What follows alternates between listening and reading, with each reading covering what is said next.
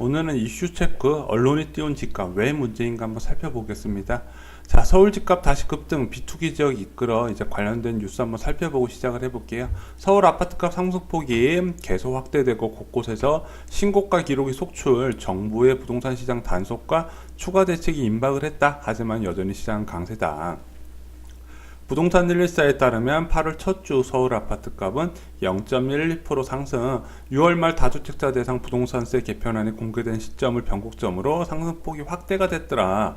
특히 강남 4구를 포함한 투기 지역이 그간 침체를 벗어나 반등. 자, 아래 내용은 그동안 이제 비투기 지역하고 투기 지역 간에 이제 간격이 좀 많이 차이가 났었는데, 그것이 이제 보유세 발표 이후에 그 간격이 줄어들고 있다. 한마디로 강남 지역의 상승세가 두드러지고 있다. 이런 이야기입니다.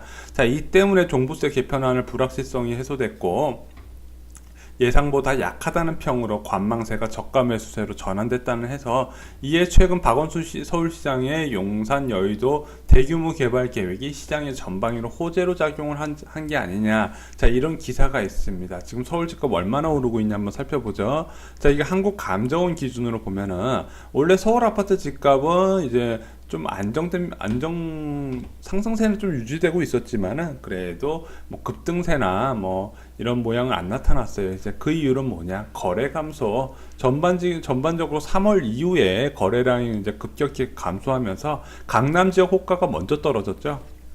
강북 지역은 그런 꾸준히 거래가 많았는데, 마용성 거래 많았나요? 거래 없었어요. 강남이나 강북이나 거래가 없었던 것 똑같은데 차이점은 뭐냐? 강남은 호가가 없으니까 가격을 내렸고, 강북 지역은 호가가 없어도 가격을 안 내주고 가장 최고가 호가를 계속 꾸준히 올렸다. 그러다 보니까 이제 3, 4개월 정도 실거래가가 없었는데, 실거래가 없었는데 마지막 실거래가에 비해서 무려 1억 원 정도 비싼 지역 아파트들이 많이 있었죠. 특히 재건축 아파트 단지 같은 경우는.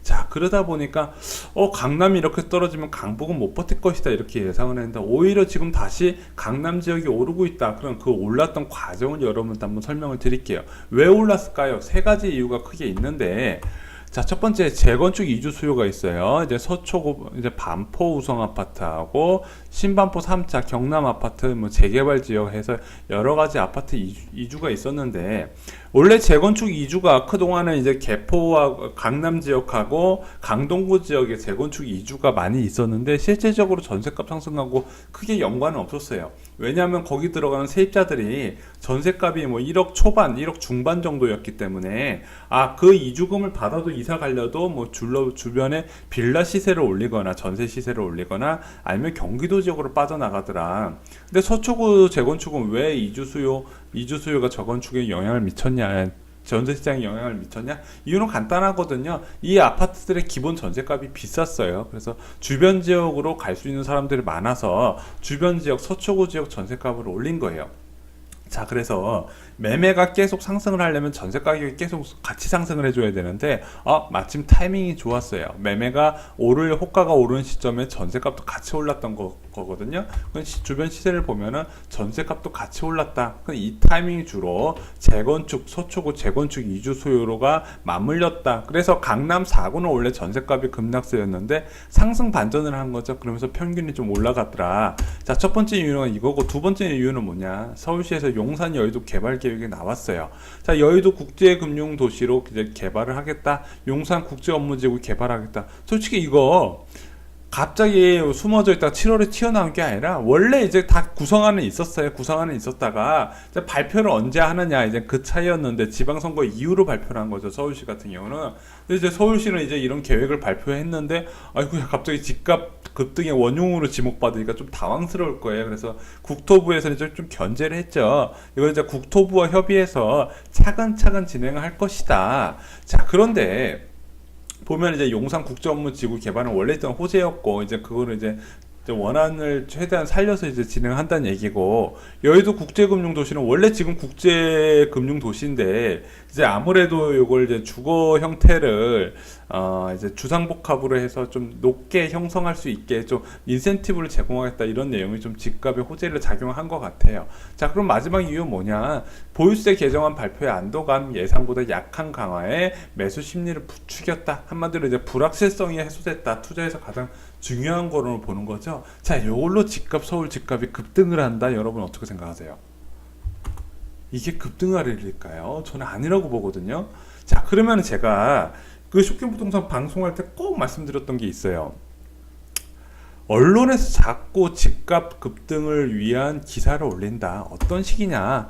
목이 뭐예요? 똘똘한 한 채잖아요. 똘똘한 한 채 선호 강해질 등 지방부동산 직격타. 자, 지방부동산 타격을 받는다는 뉴스인데 반대로 똑똑 똘똘한 한 채로 서울은 오를 거다. 자, 똘똘한 한 채 값 더 뛸 것. 종부세 개편함 시장 반응. 자, 똘똘한 한 채 선수들이 움직인다. 다시 오름세 타는 서울 똘똘한 한 채는 진행형. 똘똘한 한 채 서울 집값은 날고 지방은 추라. 자, 보면 이런 똘똘한 한 채 기사 나는데 보면 대부분 경제신문들이에요. 경제신문 아니면 조중동 같은 보수 언론들이에요. 자, 보면 꼭, 자, 이거 6월이면 이제 집값 아직도 안정된 시기였는데, 이때 뭐냐? 앞으로 똘똘한 한 채 선호도가 더 강해질 것이다. 자, 언론에서 이렇게 짠듯이 프레임을 하고, 이런 똘똘한 한 채 얘기가 나오면은요, 꼭 집값이 오르더라고요. 예, 집값이 상승을 하더라고요. 자, 그러면 얘네들이, 이 경제신문들이나 이런 보수 언론들이 그냥 이거 집값 띄우면 자기네들 뭐가 떨어질까요? 좋은 게 있을까요? 없을까요? 있겠죠. 어떤 게 좋을까요? 자, 이런 경제신문지는요, 자, 구독자가 있을 것이고, 광고주가 있어요. 얘네들은 구독자 관심도 없어요. 다 광고주만 편들어요. 그럼 광고주에 어떤 액션이 있으니까 이런 집값 상승 프레임을 띄우겠죠. 뭘까요? 자, 하반기 민간건설사 수도가 분양 예정이 있는데 8월부터 대기업들의 수도권 분양이 굉장히 줄지어져 있어요. 그걸 앞두고 강남 먼저 띄우는 거예요. 자, 미분양이 많이 발생하는 경기도 집값 띄우려는 눈치가 보이잖아요. 그래서 강남으로 시작을 해서 서울, 그 다음에 경기도 지역으로 프레임을 바꿔가면서 전반적인 부동산 경기를 띄우는 거예요. 경제신문들이나 보수신문들이. 얘네들이 왜 그러냐? 묻지 마세요. 얘네들은 그냥 뭐 집값 급등에 의한 거품, 뭐라고 말씀드려? 금융 부실, 이런 거 관심도 없어요. 그냥 대기업들이 잘 되면 되는 거예요. 자, 이런 식으로 8월, 9월, 10월, 11월, 12월까지 수도권 지역에 사상 최대 분양 물량이 있거든요. 근데 이미 짓고 있는 아파트도 많은데 올해 40만 이상 아파트가 분양을 해요. 근데 그거에 대한 리스크는 하나도 보도를 안 해요. 얘네들은 관심이 없거든요. 자, 그러면은 건설 언론사가 집값을 어떻게 올리나 한번 살펴볼게요. 자, 첫 번째. 자, 똘똘한 채 투자 문의 증가한다, 이런 식으로 똘똘한 채가 있고, 이거에 관한 투자가 문의한다 증가식으로 기사가 계속 나와요. 기사는 어디 나오냐면 이제 메인 포털에도 나오고요. 부동산, 네이버 부동산이나 다음 부동산에 뉴스 섹션이 있거든요. 그쪽으로 똘똘한 채 투자 문의가 증가한다, 이런 식으로 언론 보도가 많이 나와요. 그럼 두 번째 뭐냐? 용산 여의도 집값으로 문의 증가하고 호가가 폭등한다는 얘기가 있어요. 자, 세 번째, 강남권 아파트 최고가 매도됐다고. 강남 집값 이제 집값 최고가 매도가 됐기 때문에 집값 상승이 본격화된다, 이런 식으로 프레임을 만들어요. 자, 그러면 실제적으로 여기까지는 언론 프레임이고요. 그 다음부터 이걸 어디서 받냐? 자, 소유주들이 받아요. 자, 강남권 아파트 호가를 급등시켜요.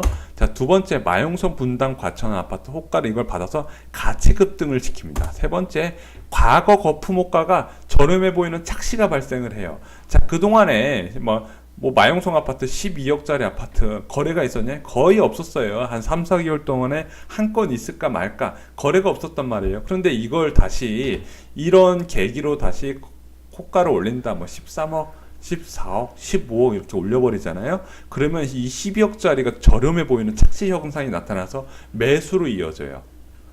자, 그 전에 12억 할 때 사람들 쳐다도 안 봤거든요. 솔직히 12억, 강북이 12억 주고 아파트 살 사람이 몇 명이나 있겠어요? 없단 말이에요. 그러니까 없으니까 그동안 거래가 없었는데 호가만 13억, 14억, 15억 올려버리면은, 솔직히 호가 올리는 건 자유잖아요. 올려버리면은 그전 12억, 13억이 거래가 된단 말이에요. 자, 그렇게 되면 상승 분위기에 최고가 매입 사례 누군가 사요. 호구가 샀던, 아니면 투자자가 샀던, 더 오를 걸 기대하는 투자자가 샀던, 아니면 자전거래든 매입 사례가 발생을 한단 말이에요. 그러면은 거래가 다시 감소를 한다. 누가 사냐 이거죠. 지금도 현재까지도 비싼데 여기서 더 오른다. 자, 그동안의 거래 감소 이유, 정부 언론에서는 계속 정부 규제 때문에 감소를 했다 얘기를 하는데 가장 큰 이유는 가격 피로감이라고 말씀을 드렸잖아요. 비싸서 못 사는 거예요. 솔직히 야, 네 10억 주고 기자 너 살 수 있냐 물어보면 기자들도 못 산단 말이죠. 자, 그러면은 입주 물량 증가하면서 전셋값이 하락을 하면은 결론적으로 다시 가격은 떨어지게 돼 있더라. 자, 이게 지금 올 연말부터 이제 헬리오시티 입주로 강동구, 강남구 입주 물량이 계속 증가해요. 자, 그 전까지는 집이 자체가 숫자가 제한되기 때문에 솔직히 뭐 호가 오르고 말고 상관이 없단 말이에요. 중요한 거는 전셋값이랑 그리고 거래량이다. 근데 아까 저희가 말씀드린 이런 언론 프레임 중에서 거래량이 폭등했다는 얘기 들어보셨어요? 거래량 늘어났다는 얘기는 안 나와요. 거래량 늘어났다는 얘기가 안 나온단 말이에요. 프레임에서는 실제 거래가 늘어나야 이게 호가 증가도 의미가 있는데 호가만 올렸다는 얘기가 있고 매수자를 이제 좀 약간 매수를 부추기는 언론 기사들이나 불안감을 조성하는 거죠. 아, 이번에 못 사면 더 비싸져서 못 사는 게 아닐까. 이렇게 부추긴다는 거죠, 언론들이. 이거 언론들이 굉장히 잘못한 거예요. 나중에 집값 급락했을 때 이 언론들 분명히 책임이 있는데 언론의 특징이 있어요. 공공성이 있으면서 책임은 지지 않아요. 견제도 받지 않고요. 자, 그래서 언론 기사도 여러분들이 좀 가려가시면서 보실 필요가 있는 거죠. 자, 그러면은 지금 이거 집값 급등 정부에서 어떤 규제를 낼까요? 자, 집값을 잡아라. 국토부 강력한 규제 경고. 자, 그래서 정부가 서울, 강남과 한강변 등 일부 지역에서 급매물이 거래되고 호가가 다시 오르자 주택시장 고삐를 다시 죄기 시작한다. 이들 지역을 중심으로 집값이 오르고 다른 지역 파급 효과를 사전에 억제하기 위해서 자, 정부는 지난해 발표한 파리부동산 대책과 12사 가계부채 대책이 시장에서 제대로 지켜지고 있는지 집중 점검. 자, 강남권 집값이 꿈틀대는 지역, 강남권 등 집값이 꿈틀대는 지역을 중심으로 자금 조달 계획과 실거래 신고 내역을 면밀히 검토. 이 과정에서 편법 증여, 세금 탈루가 의심되면 국세청과 협조해서 적극 협조해서 세무조사 강화하겠다. 이게 가장 무섭죠. 그래서 강남 지역이 먼저 떨어지고 그 호가가 빠진 이유가 이거였어요. 자, 이 집을 10억짜리 이상 집을 산 사람, 내 돈 주고 산 사람, 자녀 이름을 주고 산 사람, 떳떳한 사람 나와라. 아무도 못 나오더라. 그러다 보니까 매수자가 뚝 끊기다 보니까 강북까지 같이 죽어버린 거죠. 이걸 다시 좀 활발하게 진행을 하겠다, 이런 내용이죠. 자, 두 번째, 주택시장 과열 기미에서 계속 나타날 경우 추가로 주택시장 안정대책도 내놓을 예정. 이건 뭐냐? 투기지역을 확대 지정하겠다. 투기지역하고 투기과열지구를 확대 지정하겠다. 자, 그리고 서울 강북 일부 지역의 투기지역에서 제외된 지역을 투기지역으로 추가 지정하는 방안이 검토되고 있다. 이게 시행되면은 주택담보대출 건수도 가구당 한 건으로 제한이 된다는 거죠. 그럼 내 집 보유한 상태에서 추가로 집 살려면 이것이 막힌다. 자, 조정지역을 비롯한 수도권 지역 중 과열 기미가 보이는 곳은 투기과열지구로 지정하는 방안이 유력하다. 투기과열지구로 지정되면 대출 규제가 강화되고 재건축 조합은 지위 양도 금지, 그리고 3억 이상 주택 구매할 때는 자금 조달 계획 및 입주 계획 신고, 주택 거래 신고제가 적용된다. 자, 이거 아무튼 뭐 정부에서 좀 액션을 취해야겠죠. 그래서 정부 집값 규제 카드 보면 재건축 연한 조정, 공시지가 현실화, 투기지역 지정 확대. 솔직히 강남권 아파트 매수자 세금 뭐 자금 출처 조사 이런 건 원래 하고 있던 거라서 제가 뭐 추가로 넣지는 않았습니다만, 이 재건축 연한 30년에서 아직 40년으로 바꾼다는 얘기는 없었어요.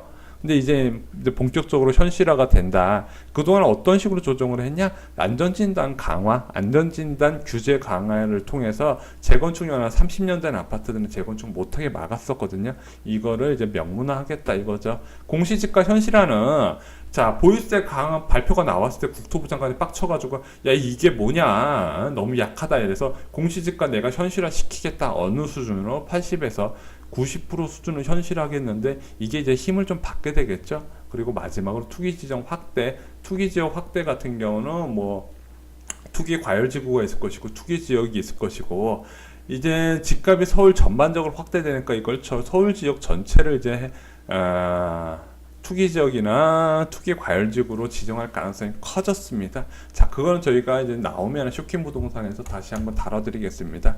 자, 집값이 급등한다고요? 자, 이런 기사 보면서 불안해하실 분들 많으신데 저 자신 있게 말씀드립니다. 안 사면 돼요. 자, 지금 보면은 딱 두 가지. 언론에서 야, 이 앞으로 집값이 뜰 것이다. 집값이 뜰 것이다. 지금 안 사면 큰일 난다. 이런 식으로 자, 분위기를 조성하고요. 집을 갖고 있는 사람들이 갑자기 급매물을 걷어들이고 호가를 확 올리기 시작을 해요. 자, 그럼 이거 거래량이 있겠냐고요. 여러분 결국에는 집값을 결정하는 건 거래량인데 안 사면 된다. 여러분들 이렇게 생각을 하시면 됩니다. 자, 이상으로 쇼킹